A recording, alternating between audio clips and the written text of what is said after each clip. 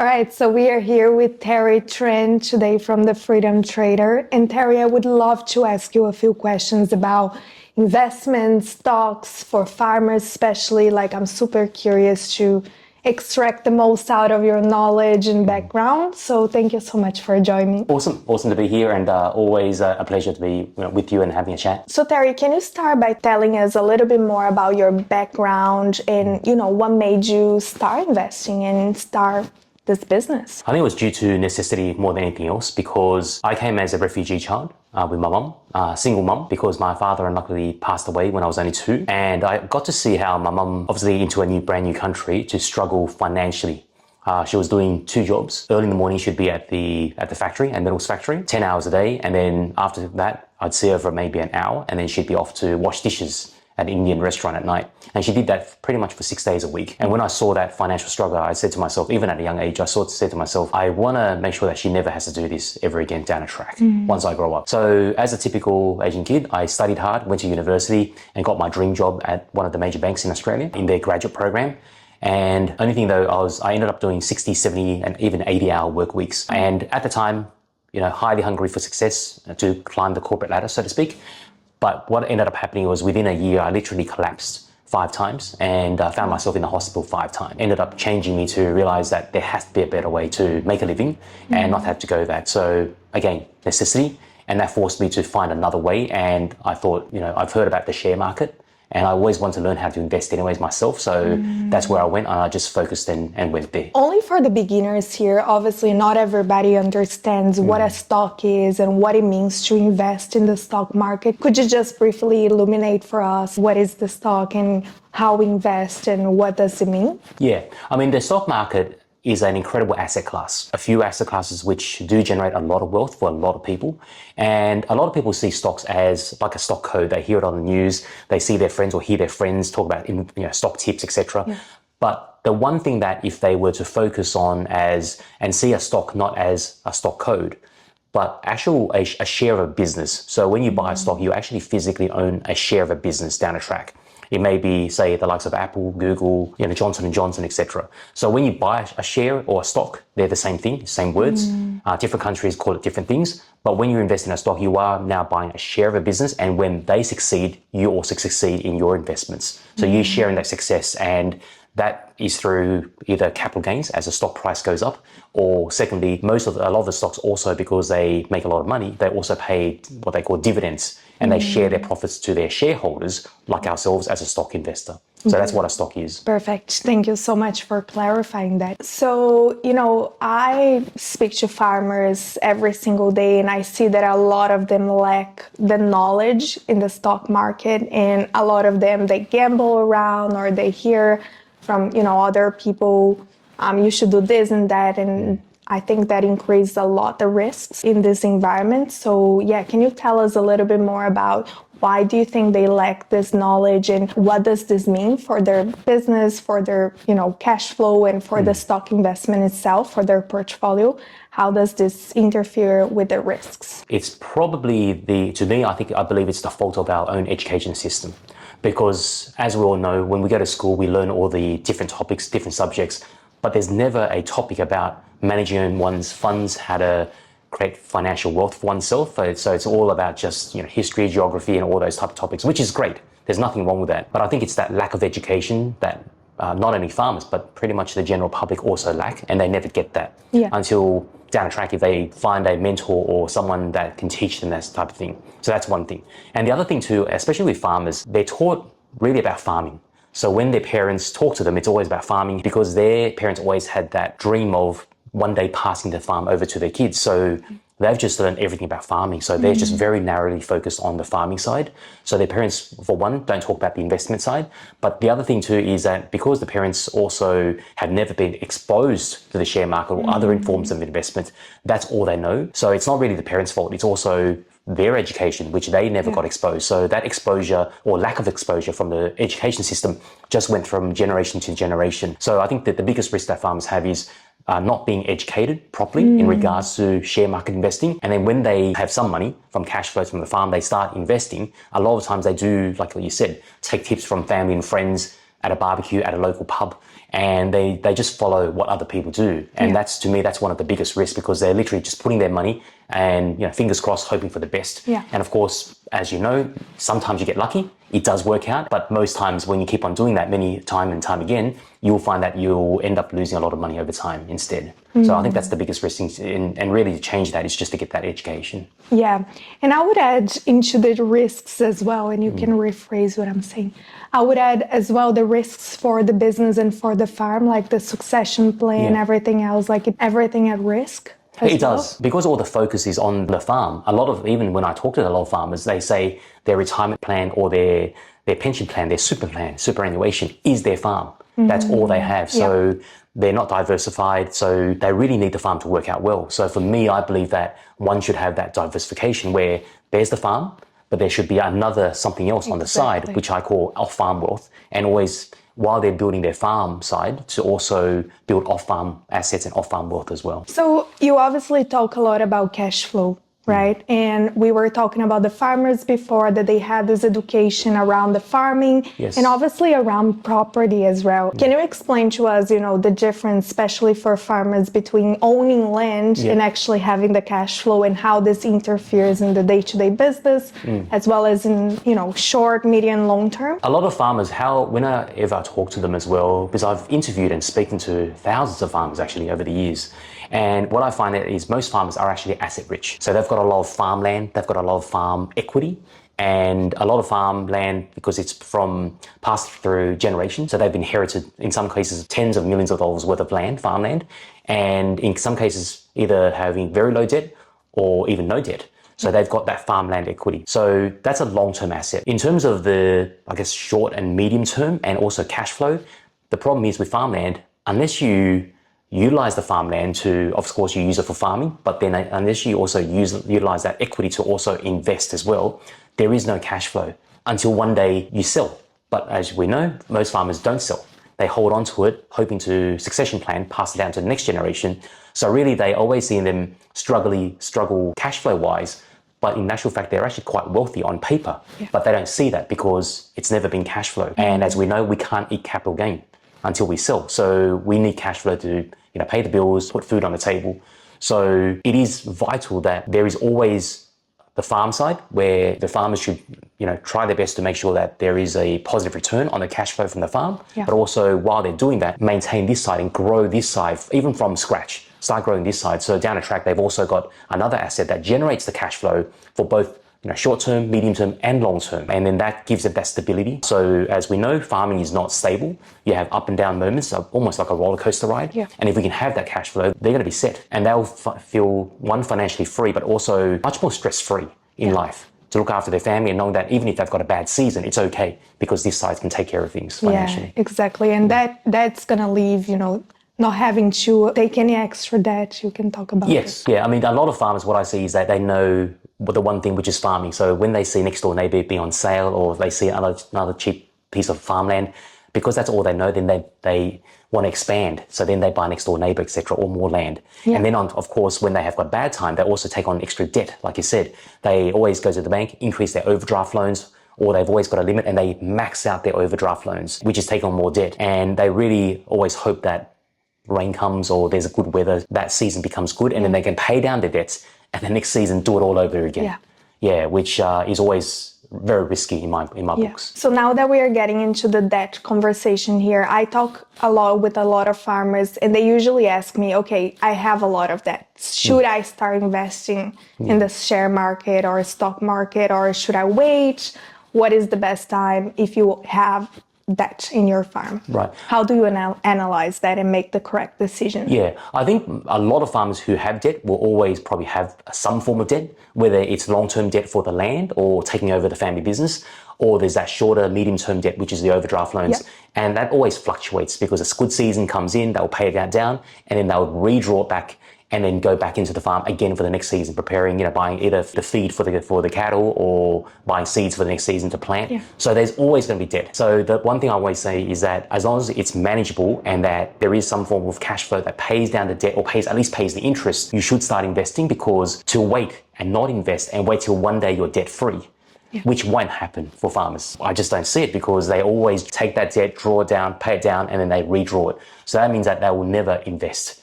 So always just get started, no matter how small. And that's the great thing about investing in the share market as well, because you can start small. I always say start small, and then you get the knowledge, and as you grow more confidence, you add more funds to it. I think that the biggest misconception is that you need to save up a big lump sum to finally start investing. I agree that with say property, which because you needed to save up quite a large deposit, then you can finally maybe buy a property. But with shares, you don't have to. You can literally buy 1 or 2 shares and get started. And then that knowledge of 1 or 2 shares then compounds the knowledge plus compounds the returns. So over years, they'll end up building an incredible portfolio without actually even feeling it. Yeah, beautiful. And you mentioned property, so I'm just gonna link that back to my next question. When I grew up, I always heard about property and how safe it was to invest in property, and how you should go and invest in property. And I've never heard about stocks, right? And there are many farmers in the same situation, as you can imagine. Like property is safer and it's risk-free. So what is the difference between investing in a property and investing in the share market or stock market? And what are the benefits and the drawbacks from each of those investments? So both are asset classes. One, which is property, and most farmers already have a lot of property because it's farmland. And when I talk to farmers, a lot of them not just have, say, the farmland, they've also got 1 or 2 investment properties, but residential. And sometimes they might have a bit of commercial. So that's an asset class. The share market is another asset class as well.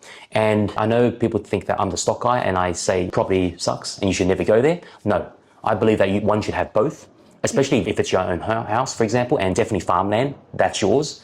You should pass it on if you can. So it's just another asset class. The difference though is that property is, like you said, the word safe. It's only safe if you hold it long term, because if you buy it at the wrong time, and we've seen it during the GFC, for example, global financial crisis, that property prices also go down so if you buy it at the top of the market, unless you don't sell and you hold on to it, one day you'll make money, because property over the long run does go up in time. And we know that. So it's a longer term asset. But if you were to buy and sell the next day, because of transaction costs, stamp duty, you will definitely lose money. There's no doubt about it, plus solicitors costs, etc. I guess the other drawback of property as well is that if you need cash flow, which farmers do need, if their machinery breaks down, they need cash, or say it's a bad season, they need cash to fund, even put food on the table, pay the bills, for example, pay supplies. They can't sell 1 bedroom. They can't sell off a part of farmland. And even if they've got a house and they can sell it, it will generally take 3 to 6 months to find a buyer, settle. It takes time. With stocks, however, I guess the liquidity of it means that because the stock market is pretty much open every day, unless it's public holidays, if you need cash, you could sell a portion of the portfolio. And with a click of a mouse, the money literally, it's sold, for example, and the money's in your account within 48 to 72 hours. So you have cash to fund some emergency funding, so to speak. So that's that liquidity side as well. And people, and a lot of farmers, because of their education as well, they don't understand that the share market as an asset class in the long run, over the last century, percentage-wise, the share market is it's actually, in fact, the greatest asset class for capital appreciation over time. It beats property by quite a wide margin. So as a short-term and long-term asset, the share market actually provides that as well. It's not just for the long term. Property is great, but it's a long-term asset. The stock market is both short, medium, and long-term. And that's why we actually, in fact, help farmers create different portfolios for different needs. Because you can do that with share market and the stocks. And what are those different portfolios that you help them to create? It's basically factored into, depending on where the farmers are in life. So we have the 3 portfolios is long-term, which is buy and hold, just like property, because I always say there are some shares that you should never buy and then sell, because they will make you very wealthy. Because if you buy the right companies at the right price, and I'm thinking of the likes of, when I say that, I'm thinking of the likes of Google, Apple, Microsoft, and basically companies that the world needs. And if the world needs it, they buy their products. It's a business. So if you buy those shares, you'll be very wealthy, because they are global companies. They'll grow year after year, and they're the ones you want to buy and hold long term. Then there's the short term side, which there are some stocks that farmers call them blue chips. But the word blue chip, it's a misconceived idea that, it must be good. But a blue chip just means it's big, it's stable, but not necessarily that it's going to make you wealthy. And I can easily think of, for example, the Australian banks. 30 years ago, the bank prices, the share prices are exactly the same as they are today. Wow. Which is ridiculous. They haven't gone up in price. Every year they've paid income, they've paid dividends. So a lot of retirees, they like the bank shares, which is no problems. But however, that doesn't make you wealthy. So generally for me, I would trade those shares. So they're more short and medium term type shares. So that's a trading portfolio, which we hold shares generally maybe a month or two. And then we lock in that 5 or 10% capital gain in 1 or 2 months. And you can't get that type of return anywhere. You know, where the bank deposits, even properly, maybe a year or two, you can get that return. But within a month or two, you can't get that. Whereas a share market, you can on the trading side. That's a short term. And then there's the other portfolio, which is more for farmers who are either looking for a passive income, which is an income portfolio. So again, that's a sort of medium and long-term portfolio. And that is to create something that provides the farmer that passive cash flow ongoing through dividends. And at the same time, those dividends also grow year after year over time as well. And I think it's not just for farmers, but I think farmers who either want to retire earlier or they're probably sort of transitioning towards retirement or are retired, then of course you need retirement income, and that income portfolio is perfect for farmers that are in that phase of their life as well. Reduce the extra debt in the farm. Yes, correct. Yeah, correct. Yeah, and down the track, having that just gives them the stability to, one, what we spoke about earlier, to not have stress that they have a bad season, because that income portfolio will cover that. But at the same time, down the track, what I see a lot of farmers have is succession planning issues. Because they always said that their farm is their retirement plan, they also have that dream of passing the farm to the next generation. But if they pass the whole land to the next generation, that retirement fund coming from. So that's why they need to make sure while they're still running the farm, you grow this income portfolio. So when they do retire, they don't need the kids. Firstly, they can give the kids the land, and they don't need the kids to take on a bunch of debt to pay the parents, which is what I always see. When I talk to the kids are now struggling because they've got a big farm, but they're going through what their parents go through, which is they've taken a bunch of debt just like their parents, and now they're also stressed out because of that large debt to pay the farm, but also fund their parents' retirement too. Yeah, exactly. And, you know, there was one podcast that you did with the Farm Owners Academy, and there was a topic you brought in there, which was really interesting. This conversation around farmers also having a dream and being able to do things apart from the farm. So, you know, going travel or, you know, paying for the education that they want for their children, and pretty much living this more abundant lifestyle, right? So can you talk a little bit more about this part as well, like the importance of not only building for wealth, but also building for quality of life? Yeah, farmers also, because I know when I speak to them, they also have a dream of, like you said, maybe one day traveling and retiring earlier. And of course, you know, their kids coming back to home to look after the farm, etc. So I think they've always had that dream, but then never see that in action because they're on the farm every day and they're very technical farmers. They run the farm very well. That's all they know. So I think if they have something that they've got knowledge of another, I guess, a completely different thing from the farm, and they're educated on that side, then it just opens up their world of what is possible in the world. And then, you know, that dream of traveling is possible because it is, because then that portfolio then can fund that holiday, can fund whatever they want in life. So they can then live more abundantly as well. If the farmers know what they're doing, down the track, what will end up happening is they don't just teach their kids about the farming side, they can then teach their kids about the investing and off-farm asset side. So then their kids are now going to be well more equipped to have a bad season when they take over, etc. The kids can also, down the track, retire way earlier because they've compounded, have much more time than their parents, compound earlier, and then when they succeed or have that succession plan, their kids won't be stressed out too. So it's a life skill that the farmers definitely want to have, but also pass it on to the next generation. So then starting from right now, then the farmer will have that another avenue of growth for not only themselves, but generations to come. So everything flips literally in an instant going from this point forward, as long as they begin their journey and want to get started. And from what I'm understanding here, it's all about diversification, isn't it? Yes. Diversifying the different streams of income and passive income in your family's structure so you can actually live better. A lot of farmers that go, oh, not just farmers, but people go, oh, isn't the share market risky? And yes, it is if you don't know what you're doing. But even within a share portfolio, which again, I forgot to touch on this when we talked about property. The property, you will never be able to diversify 20, 30, 40 properties. That's diversification. You are asset class, it's one. Maybe buy 1 or 2 houses plus the farm, you've got 3 pieces of residential property. Yeah. 3. On the share market, people say it's risky. Yes, if you don't know what you're doing, but if you know what you're doing and you diversify within the share market asset class, you are literally buying 10, 20, 30, 40 different companies, all world-class companies. And if you know what the criteria are, the process to select them, and you buy them, whether you hold them long-term or short-term, that's a diversified portfolio. Yeah. So no matter what happens to any one company or stock you own, nothing will ever happen to you. The world can have a GFC and your portfolio is okay. A certain industry or sector can have a very bad day and you're okay. Yeah. Because you're diversified across the different stocks, different companies, but also the different sectors as well. So no one industry, no one stock will ever affect you financially. Yeah, no, that makes a lot of sense. And now that we are going into, you mentioned obviously there are risks if you don't know what you're doing, right? Yeah. So when it comes to investing in the share market, one of the first modules of your program is psychology. Yes. Why? Yeah, I start there because I can give you the best process and system, but if one can't follow the process because of fear, which is very common, greed, which is again very common, you will not follow it. And if you don't also have the risk management, which is what I cover in module 2, I can give you that system that actually does make money. But then if you break all the rules, then you might make some money and then you'll lose it back. Profit, which is making money, is a byproduct of good risk management. Yes. And that's why that psychology of being able to follow the process that I give you is vital. Yeah, because the moment I start giving you a process that works and you start making money, what would happen in the psychological brain of a human? They start getting greedy. They go, oh, wow, this works. This is like lottery. How about I now forget about learning how to walk? I'll start running.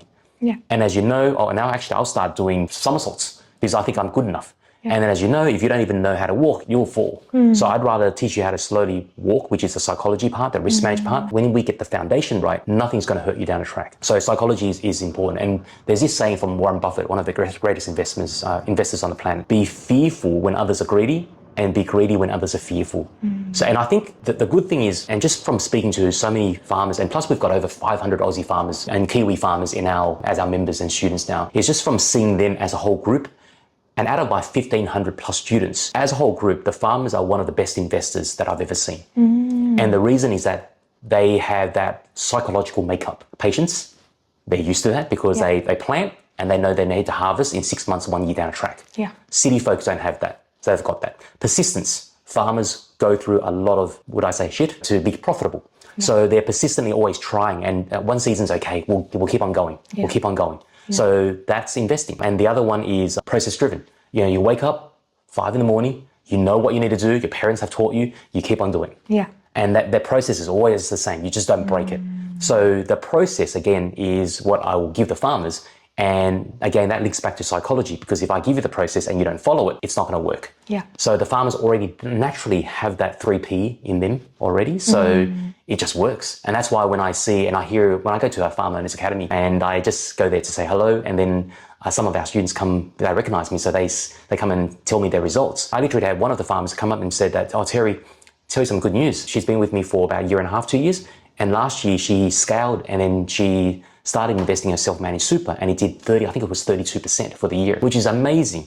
And literally it was 6 figures, and that's more profit than the farm in the whole year, which is amazing. And I've just had another farmer that has now scaled to, I think, a $4.5 million portfolio. So you can imagine 30% on that.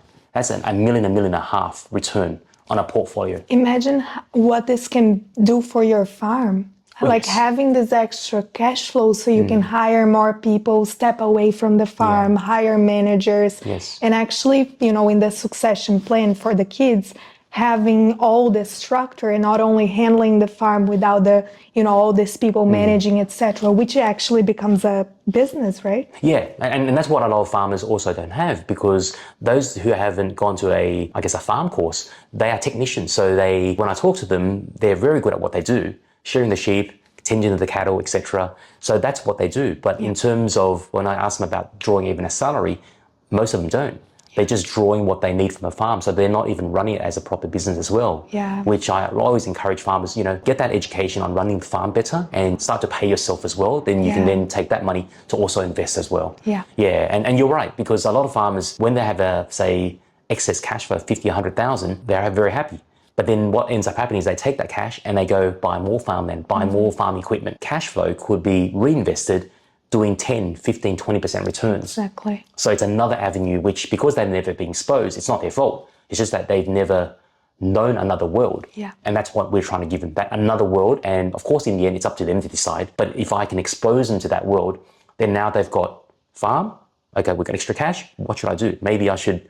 Now, this year, we don't need extra machinery. The machine works. It's okay. I don't need the latest and greatest. Let's take that 20, 50,000, go and put it into a off-farm wealth creation portfolio that's going to generate 20% returns. Yeah, which is a technique and a strategy that I believe you share with your students as well, right? Like if they have, let's say they just sold their cattle and they have a lot of cash flow, but they are not going to buy another batch of cattle for 6 months so they can actually invest this money. Is that right? Yeah, that's correct. When I speak to them, because they only know and they've never been exposed, they plan for the next season. And so then they go, oh, this month we've, say 200 or 300. Next year we've got extra cash. We'll now buy 400 and 500, but not thinking about, what about the risk? Yeah. It's all in that one so-called asset class, which is say cattle. Yeah. And if cattle prices, for example, which have gone down lately as well, or have actually halved in some cases, then all that money's just gone into that one asset class and they grow. They, no matter what, they have to sell them. So it's not like you can hold on to them and hold it for years. You just can't. So you just got to sell it at whatever price you can get. Yeah. And then you become a price taker. So then that becomes a risk in itself as well. And then that becomes a very bad season for them. I had a call with a farmer last week who was telling me the sheep prices went down and now she's going to be 30 or 50,000 under the valuation, which is a lot. Exactly. And that's a typical farming story. It goes well, it goes really well. And that's why I always tell the farmers, if it goes well, just be aware that you've also had tough times and remember that. And during those good periods, take some off the table and put it to another off-farm wealth creation strategy, whether it's shares or whether it's property, have that as well, because then that can provide in a bad season that it's eventual, it will happen. Yeah, it will. Understanding the farm business model and using the stocks to actually, instead of having this really ups and downs with a lot of range, kind of bringing the range a little bit down. And just having a smooth ride. Yeah, it's smoothing out that the up and down ride of farming. And, funny thing is, in our module 3, which we talk about prevision, that's something else that allows us to teach the farmers how to look at the global view. So knowing what's happening around the world. And we teach that. And that, funny enough, those tools work for farming. So using those same tools, the farmers can actually see what is really happening around the world. And is there another market crash? Is there another global financial crisis that we should be aware of? I'll start selling down, or don't expand the farm when you know there's something happening. Or the other thing too is even inflation and interest rates. We could see that from the tools we have that something's going to happen. Maybe we should hold back some investments and make sure that we batten down the hatches and we've got some cash or some emergency funding in case that's going to happen in 6 months' time. And we can see that happening. So those tools protects not only the investing side, but also the farming side too. And how easy and fast is it to gather this information from the tools available? It's actually literally a 5-minute job, not even, probably 2 minutes. Yeah. And literally, if you know what to look out for, you save them as the size, and that's the information, funny enough, it's free. Yeah. It's just data that is out there. And it's just the knowing where to go to get that data. And literally, once you know where to look for those data, it's literally that quick to go, oh yeah, it's okay. You can look at the data personally, I do it for daily. But then for farmers, even if they want to look at it on a weekly basis, they can. It literally takes them a couple of minutes. So why would you not spend a few minutes looking at that data to make sure that life is good on the investing, but at the same time, while you've done that, life is also good on the farm. On the farm. Yeah. And if it's not, you can plan ahead for the solutions. Yeah, and we actually end up helping a lot of farmers when, about 2 years ago from, I guess, the time of this interview right now, we hear about farmers all suffering from the interest rate rises, where a lot of farmers didn't lock in their interest rates. And they're all the new farmers I'm talking to right now. But we've been teaching farmers for about 7-8 years now. Farmers who have been with me for that period of time. 2.5-3 years ago, I actually spoke about inflation. I can see there's something happening with the United States, And generally, Australia being a much smaller country, we do follow along what happens with the United States. So when interest rates rise there, we'll rise. It's eventual. And it just happens. And therefore, when I saw it happening there, and I said to the farmers, look, the Fed, they got an inflation problem in the United States. It's going to be exported around the world. And the central banks will always use one tool, which is interest rates, to control inflation. So whenever there's high inflation, they start increasing interest rates and to lower demand, and that's what they did. And a lot of farmers that were on that webinar that I held, at special events, this is not my area to speak, but however, definitely I can see that happening. If you've got a lot of debt, maybe speak to the bank and see what options are there and maybe lock in some. And a lot of the farmers locked in at that 2.5%, 3%, which is great because while the prices dropped as well at the same time, so a lot of farmers had a double whammy. They had rising interest rates, but also lowering prices. So that's why they suffered. And a lot of farmers, were really struggling financially. But the ones who locked in the interest rates at 2 or 3%, they're still locked in for many years. So they at least had the stability on the interest rate side. And that's why I say that tools are not just for investment, it's also good for the farming side too. So Terry, in your program, you also talk a lot about, when to buy and when to sell the stock, and most importantly, from which company. So can you share a little bit more about, why do you need to see those metrics? How do we know it's the right time to buy and sell? Like, give us a little bit of a background around that. Sure. I mean, the biggest thing straight away is, how I talked about when we invest, the main thing is not about making the money. We will make money, but I always focus, the priority is always not making sure that we lower the risk as much as we can to almost zero, and we don't go backwards financially. So that's always been my priority. And that's why farmers come to us, is because of that risk management style that we have. And to choose the stocks, the most important part out of all the investing side is choosing the right stocks as well. And that's why we've got very set criteria of profitability. Like I said, a stock is not a stock code. It is a business. It's a share of a business. So just like farming, you are buying another business like farm, but a company that is on a global scale. Think Microsoft, think Google, think Johnson & Johnson, etc. If we know the criteria to buy the stocks, then one, that's chosen. But the other part that's very important as well is valuation. So even though we know we want to buy the stock, it's a great stock, it's a great company, but we want to make sure that we buy at the right price. Because as farmers know, if you overpay for cattle, overpay for land, you will probably make money, but you have to hope that it goes well. But then if prices start dropping because you bought at the very peak, then, or you paid the wrong price, then the chances is that you're going to now lose money. So valuation is another critical component, which I do teach. And I even give our farmers a calculator to calculate how much they should pay for the share. So that's another thing. And then finally, about when to buy and when to sell, that's what they call in financial jargon terms, technical analysis. And what that is like farming, this is why it's so, the share market is so similar to the farming market as well. It's because farming is just commodities as well. Like, it's prices that are driven from demand and supply. The share market is no different. But however, the difference is that the share market is driven primarily by the pension funds, the super funds, because they are so big, the fund managers. They are so big that when they buy, they're not buying $10,000 at a time. They're buying 50 million, 100 million, 200 million at a time. So what happens is that they're the ones that drive up the demand. So if we see them, say a stock that we want to buy, and we can see that now the super funds or the pension funds also see that the share is also undervalued, like us, because we are literally using the same tools. Because I used to be a fund manager, so I know what they use. So if they see the value as well, they'll start buying, but they're not buying small amounts, they'll buy big amounts, and that pushes the prices up. Demand overcoming supply. So when demand is high, prices go up. So when we see that, we start buying in with them at the lows, and then we just watch the price go up. But then if we want to sell, if the fund manager is still buying, there's still demand, why would we sell? We'll hold back and wait till the buying stops. The moment that the buying stops, and also they start selling, because now it's overpriced, it's gone over too much, the fund managers will start selling.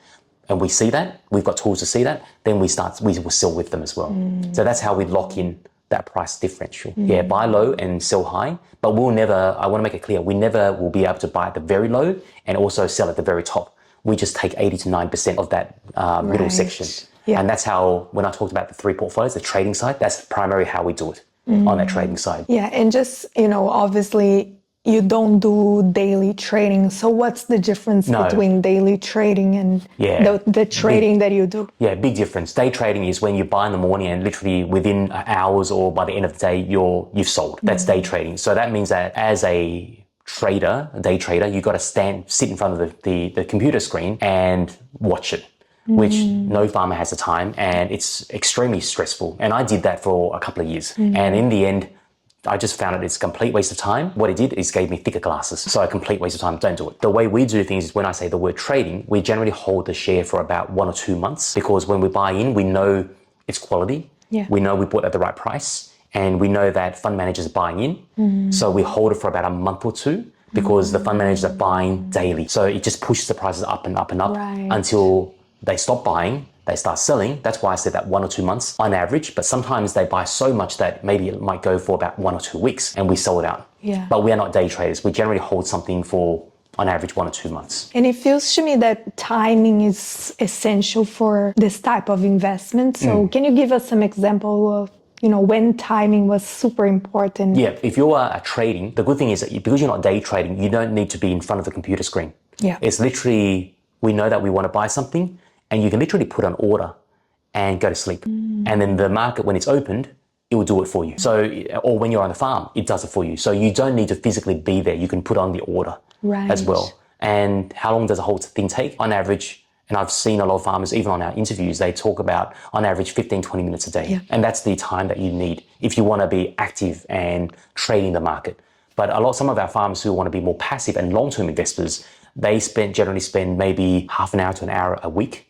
Yeah. And that's creating and managing a portfolio now. A lot of farmers, they're spending 50, 60 hours on the farm. So they can easily, any farmer, no excuses, you can literally take half an hour out of your week to start a portfolio. Yeah. Yeah, it's that desire more than anything else. Can you provide an example of, when proper timing has benefited an investor? I think that the biggest is more on the bigger picture, on the timing, because we have the tools, the prevision I spoke about seeing market crashes in advance, because we can see what's happening around the world behind the scenes. So I think the proper timing in that regards, one would definitely be the global financial crisis. That's one. And at the time I wasn't teaching it, but I was managing money. We saw it coming 4 months ahead of time. Wow. So we started selling down. We just didn't know it was going to be a GFC. And again, I want to clarify, we will never know the exact day of when the market crash is going to happen, but we know something's wrong. Yeah, people think that a market crashes happens right away. It does not. It's like a pressure cooker. There's pressure and it's growing, and one day it will explode, just like a volcano. We just don't know when it will explode, but something's wrong. So when we see that happening, and if you have a lot of investments already invested, the best thing you can ever do is start selling down, because to me, cash is sometimes king. You sell down, and then down the track, by holding the cash as well, because you've sold down, one is that you don't see your portfolio drop like everybody else. But two is when you have cash, when it does drop, one, we don't panic, but we also celebrate, because you've got all this cash to now take advantage of bargains. And I've seen many farmers, when they see next door neighbor at a desperate sale, they buy their farmland for 20, 30, 40% discount. And it's the same idea. The share market also has those type of problems or times as well, that we can take advantage of those times. So that's one, GFC. The other one is coronavirus. That, of course, many of us remember, because it's quite recent. And during that time, we saw, again, I didn't know it was going to be COVID, but something was wrong. All the tools said that there is something wrong. We started selling out about 2.5 months prior during about January of 2020, and then it happened in March 2020, the crash. So we had a 2.5 month of warning time to start selling down, and I was already teaching at the time. So therefore, not only myself, but I actually talked to about over 1,000 students that something's wrong, guys. Have a look at, these are the data I'm showing, and they already know as well. So a lot of people were asking me, something's wrong. And I said, there is something wrong. So we started selling down. So by the time coronavirus happened, we were 80% to 90% in cash. And as a whole group this time, 1,000 people, we celebrated because we had, and then I asked, what happened to your portfolios? And during that time, myself, I was positive 0.5. And just as a comparison, the whole market went down by about 30%. We lost nothing, but we actually was positive 0.5, because there's something else we can, that I teach, which is called shorting, but I won't go that because it's more advanced. But we literally were positive. And then I asked our students what happens to their portfolios. Either lost no money, maybe some lost 1 or 2%, or some were actually positive a few percent as well. Wow. So that power of seeing it happen, and then now going through it and not losing money.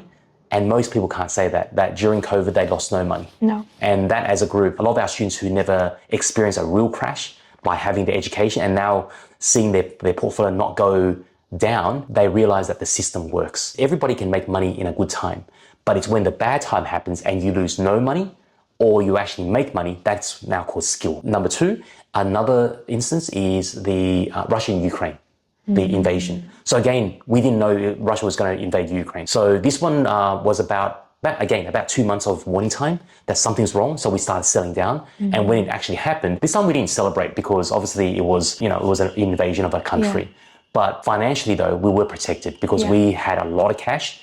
And then when the time came, was able to take that cash and buy cheap assets again. Yeah. So from what I'm hearing, all this fear around the market crash is again a lack of knowledge. Yes. And it's nothing more than the fear and the lack of knowledge. Yeah, correct. Yeah, it's literally fear is one thing, but if you have that knowledge, it's very powerful. And you know what tools to use. Very powerful and they are not complex tools. They're free tools that's out there. You just need to know where to get the tools, but also how to read the tools and then use that to take advantage of what's happening around the world.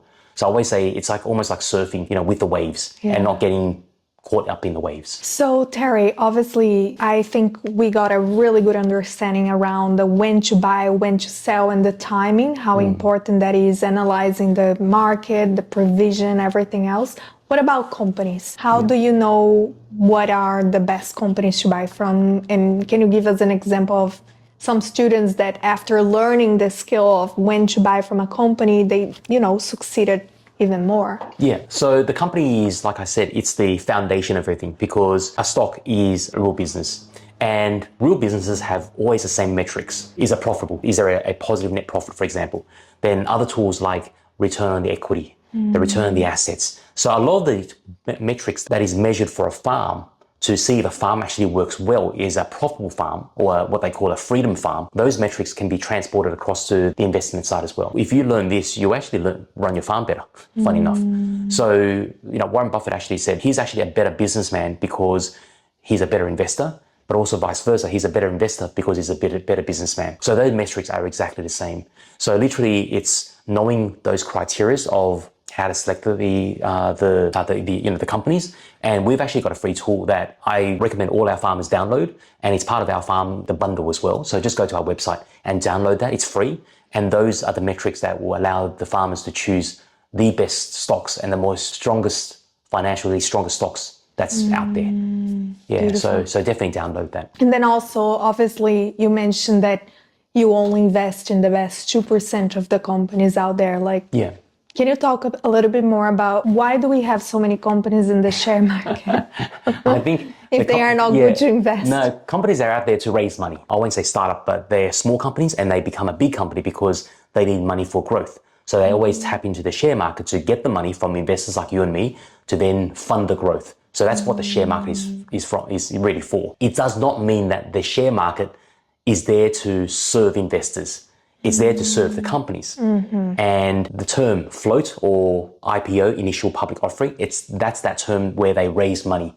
And people will fill out a form, send in the checks, and when they float, they get the shares. A lot of those shares, it's very rare to find some of those companies actually profitable. And a lot of the problem is a lot of investors, could be farmers, they invest in that without looking at the financials. And that's why that criteria that I talked about of selecting the companies, those are the criteria to select the best investments. Most stocks, 99% of the stocks out there don't meet the criteria. In a way, it makes our job easier because if we know 99% are rubbish and we can systemize that to find only the best half the 1 or 2% of that, it means that we only just look at the best. So it saves us a lot of time to trawling through all the so-called rubbish because they're already gone. So from that point of view, I think if you see it from that point of view and are able to just use the process and the tools to eliminate 99% of that, then your job's so much easier as an investor. So I think that clarifies a lot around, what are we looking at, what our stocks are, what are the numbers we need to look at. But then, I hear a lot from farmers, I'm not going to invest in the share market because I don't have time. How would you go about that? What would you say to them? Yeah,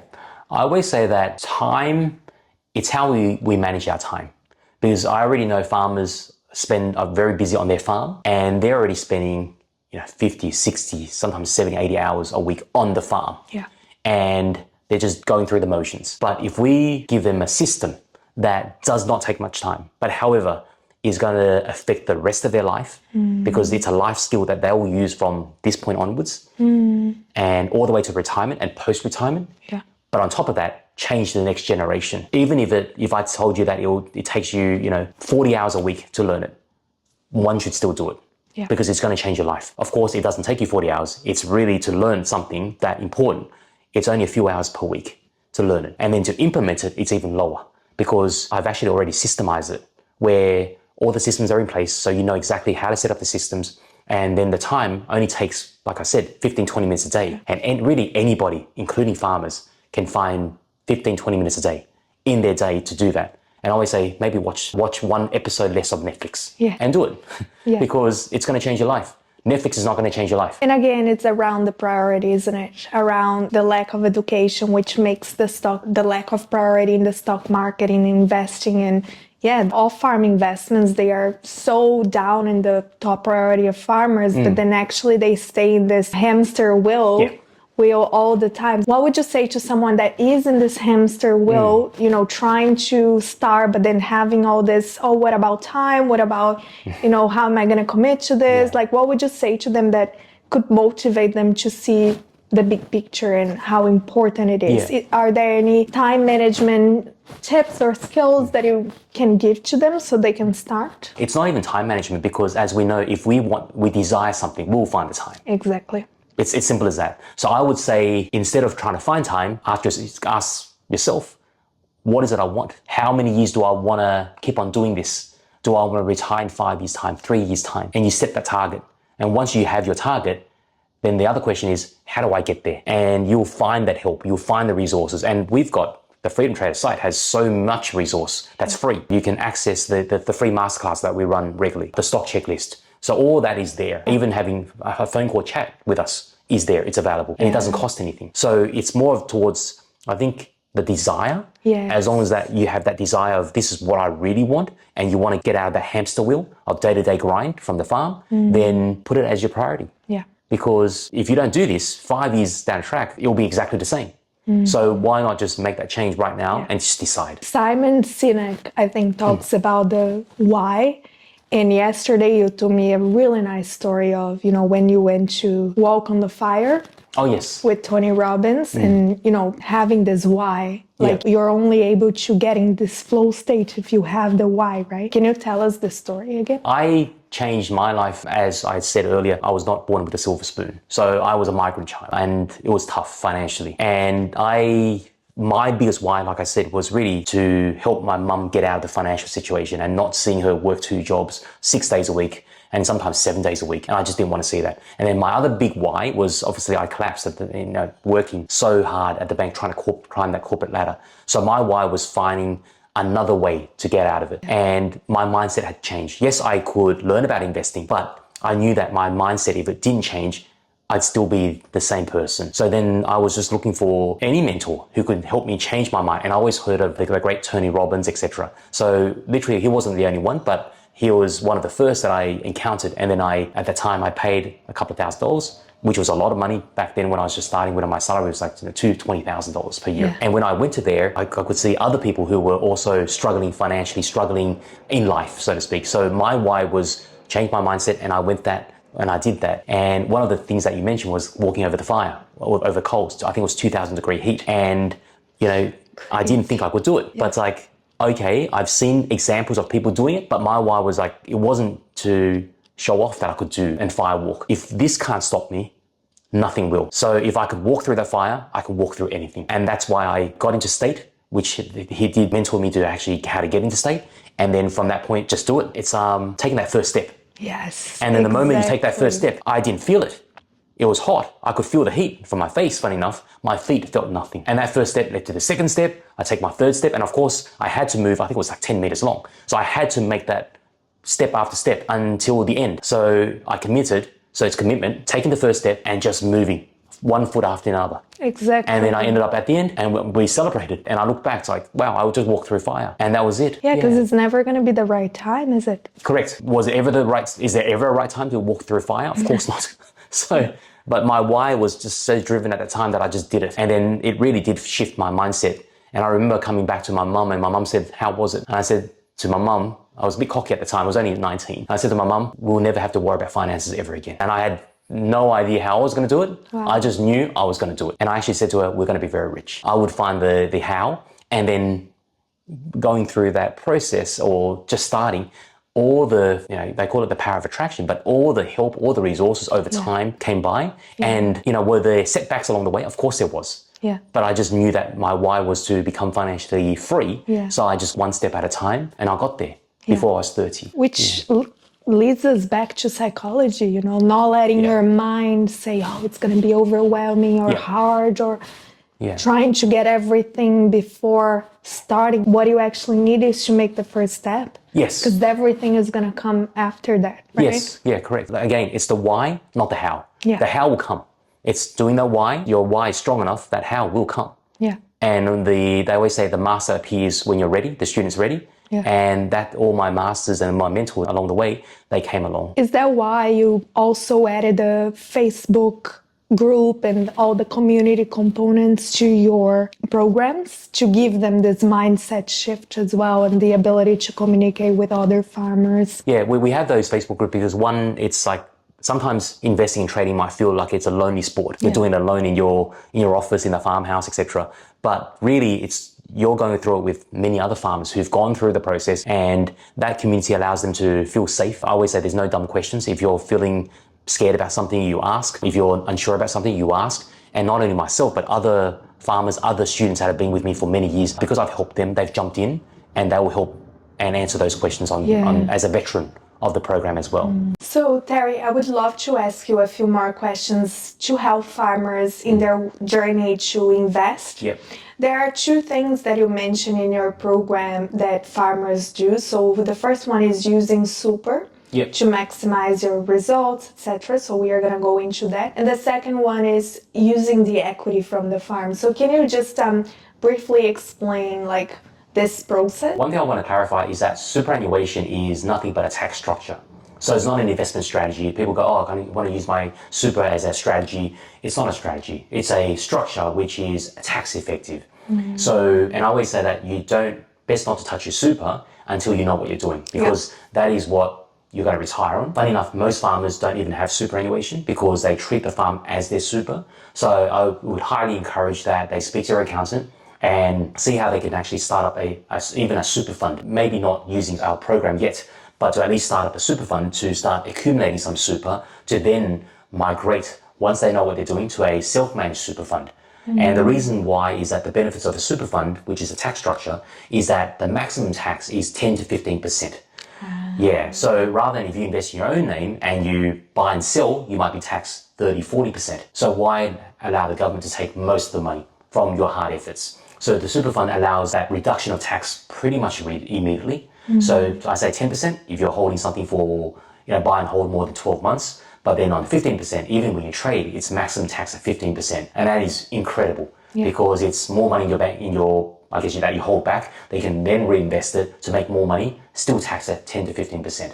Right. Yeah. And sure, we can't touch the superannuation until we retire, but eventually it is your asset that you are going to retire on. And that's why a lot of farmers, they're not there to retire tomorrow. They love what they do, so they're going to be retiring down the track. So the super fund is another portfolio that they can create to retire off as well. So when you mentioned the three types of portfolio, the short one, the medium one, and the long-term one, super can be done as the long-term investment portfolio. Yeah, all three of the strategies of the portfolios can be housed inside super as well.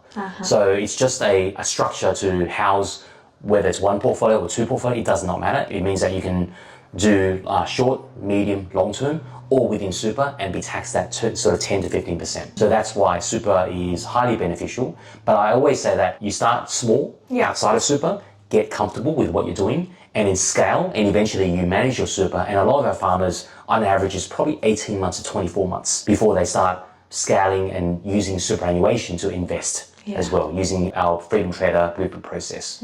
Yeah. And then in regards to the farmland equity, is that a lot of farmers, like I said, very asset rich because of farmland equity, might have some debt or maybe no debt. So they've got this incredible asset that's sitting there. It's never realized because the farmers don't sell. So they're holding this. So on paper, they look very wealthy, but financially they're struggling. But then I always say, why not utilize the farmland equity, borrow against it? And it might sound risky, But if we know what we're doing and we reduce risk through our systems and our processes, that is not risky at all. Again, if you use that farmland equity and you don't know what you're doing, please don't. That will lose a lot of money and you'll end up being very stressed as well. And we never want that. So if you know what you're doing, you slowly utilize some of the equity. Let's say you've got $10 million worth of equity. Doesn't mean you go out there and borrow 10 million and invest. You start small. It might be maybe 100, 200,000. So whatever amount that they're comfortable with, start with that. And then as they progress over time, you go, yeah, this works. Add more to it. And it's just that natural progression. And as humans, if we see something work very well, we're not going to stay there with 100,000. We definitely want to speed it up the process. And I always say, think of it this way. If we know our returns at sort of 10, 15, 20% per year, every $1 million worth of farmland equity can generate 50, which is only 5%, to say, even if you're at 25%, it's 250,000 per year. So 50 to our $250,000 a year, 250. What difference would that make to their life? And that's 1 million. Most farmers probably have a lot more than that. So 2 million becomes 100,000 sort of minimum because of just dividends, 5% return, all the way to $500,000. And most farmers don't even make 50, 100,000 in net profit. So that alone now becomes another revenue stream as well. And even, sure, you've got to pay bank interest because you're borrowing from it. But one, it is tax deductible, just like any investment loan for property. So it's no different. But then at the same time, if you're able to, say, borrow at 5, 6, 7% interest, but you're making 10, 15%, it makes sense. So this is where, again, I say that it's important that you know what you're doing so you are comfortable of borrowing that money to make that type of return, and then it becomes a no-brainer. It should be done because then it speeds up the process of utilizing or maximizing the asset you already have as a farmer to now generate off-farm wealth, which you could never have done. Because a lot of farmers think, I don't have enough income from the farm yet. I have to wait and wait. Most farmers don't have to wait. They've actually got it. But what's most important is getting the education first and getting confident, then going that route, because that speeds up the process very fast because they already have that asset that's been sitting there doing nothing for generations. So just get started. Obviously, there are lots of farmers who use financial planners or advisors, accountants. How would you go about that? I would say that they have their place. It's important to have a really good accountant. And if you're up to the stage of, say, retirement, financial advisors, because I used to be one, so I know what they do. It is important on the bigger picture. Estate planning, the wills, etc. Tax planning from the accountant, that is important. So having those advisors is important. But I always say that there's this phrase I always use, no one will ever care more about your money than you do. So for me, I believe that it's a skill that you definitely should have and not just blindly pass on whatever you have to them. An advisor, for example, accountants don't manage money. They usually will just advise you on the tax planning, but not the investing side. So it's usually financial advisor or the broker. And I've heard of so many horror stories from our farmers that they've given them the money, either making hardly anything, but charging them a lot of fees. And I'm talking about $10,000 to $15,000 per year on fees and above. And then at the same time, not getting the results. And the difference between 5, 6, 7% per year versus 10, 12, 15% over 1 year, it's not a lot.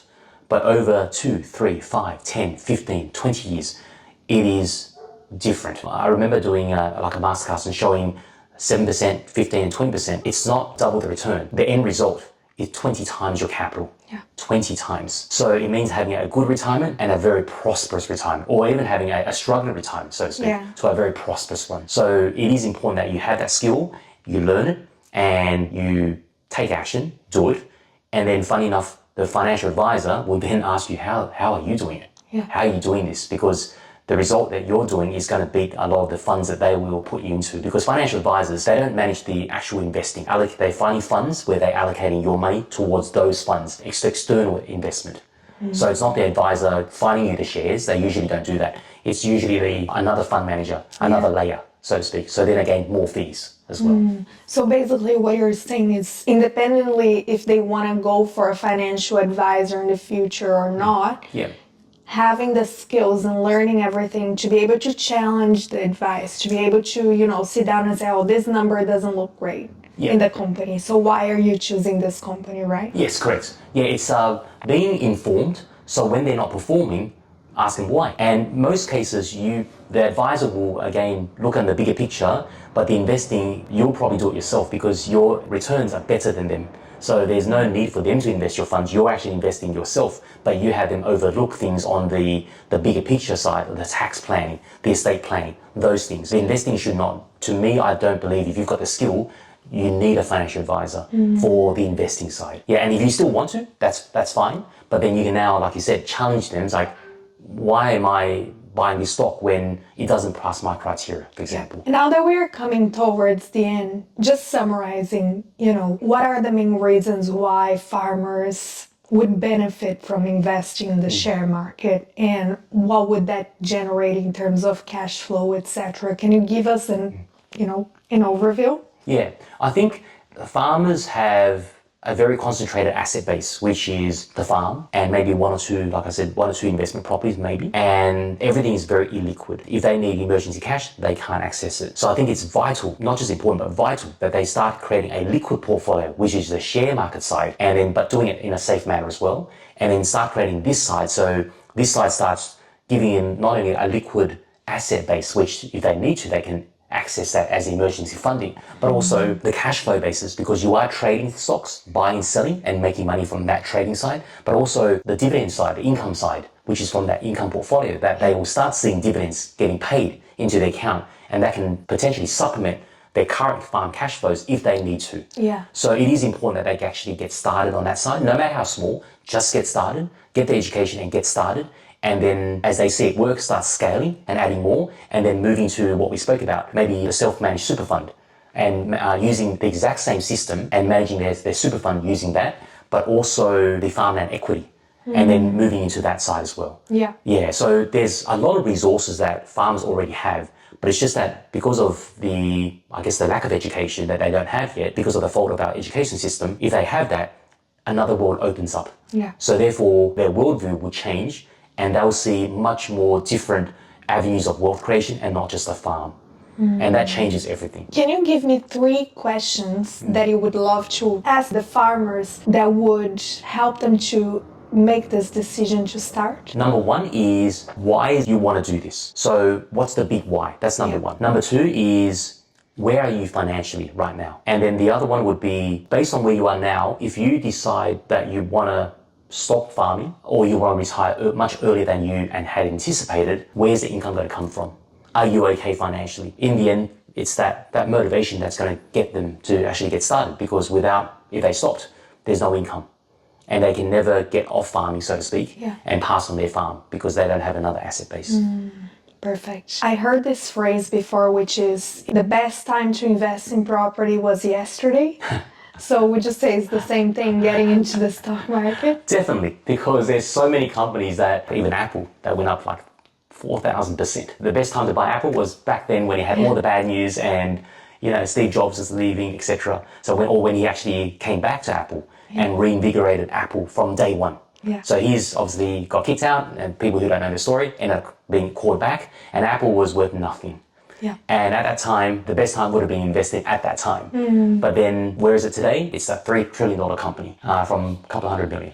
Yeah. So it's gone up multiple folds, yeah? But however, it doesn't mean that you can't invest in Apple now or any other company that's great. No, it just means you get it started, because going back, let's say we go forward in 10 years, you're going to look back and go, I wish I bought Apple today. Yeah. So the best time is always now. Doesn't mean that we should buy this share right now. It just means that there's so many other shares that are out there that we start knowing what to buy and then get started. Yeah. And then looking back, and you can then say that you've had a great journey. It is a long-term journey, and it's that process of just getting started, and you'll be surprised at the so-called hourly rate that you'll make down a track. It might not seem like a lot, but then when you start scaling up and it becomes from a 5-figure to a 6-figure to a 7-figure portfolio, that hourly rate is thousands of dollars per hour for every minute you're using to analyze one single company. So what advice would you give to farmers who are considering starting their investing journey? I think the first thing you need to do is definitely get the right education from someone who you can trust.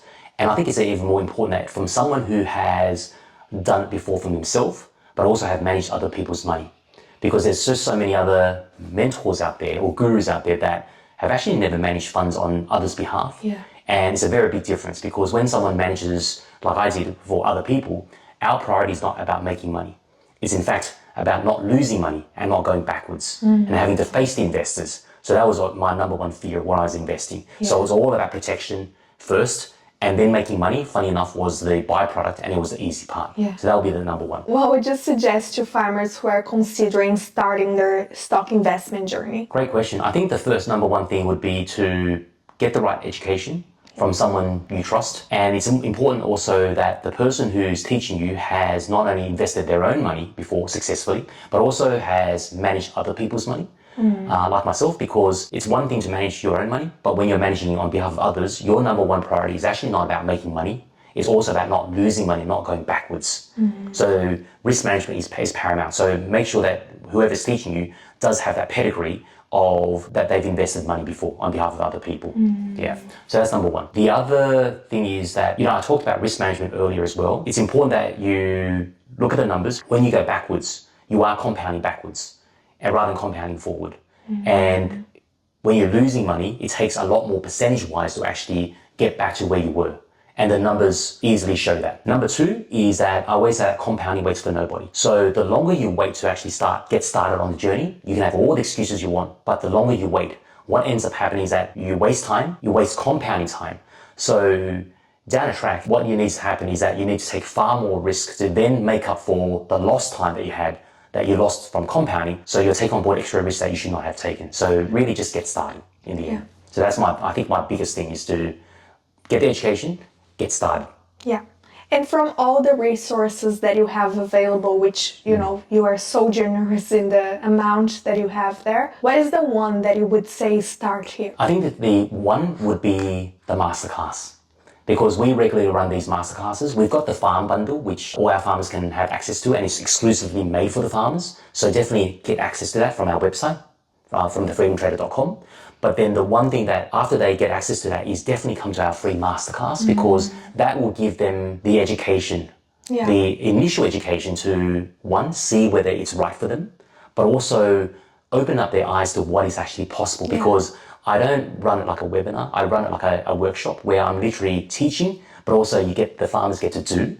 And I think it's from that learning and doing that they gain confidence from that masterclass that I run. Yeah. And we've gotten rave reviews about it from all our farmers. So definitely check that out and attend live if you can. So Terry, look, I really appreciate you coming. I've learned so much from you just from this, brief explanation that you had. So I really appreciate you coming here, illuminating all these questions, and it was really a pleasure having you here today. Yeah, likewise. I think it's been a great session, and just to be able to share what I know to all the farmers and help as many farmers as we can, not in just this country, but across the Tasman in New Zealand, but also across the world. And it just gives me great joy to know that I'm now able to give back to all the people that accepted me into this wonderful country over 40 plus years ago. Awesome. Beautiful. Thank you.